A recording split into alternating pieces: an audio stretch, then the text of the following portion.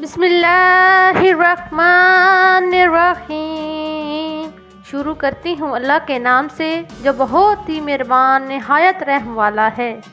میں آج آپ کے لیے رمضان المبارک کا ایک وظیفہ لے کے آئی ہوں جو بہت ہی مجرب ہے۔ جو بھی کرے گا انشاءاللہ جو مانگے گا اس کو ملے گا، چاہے کوٹھی بنگلہ پیسہ بیماری شفا ملے گی انشاءاللہ۔ جو بھی لائلۃ الجائزہ جسے چاند رات کہتے ہیں، 29 اور 30 رمضان کو جب چاند نظر آ جائے اس رات کو لائلۃ الجائزہ کہتے ہیں۔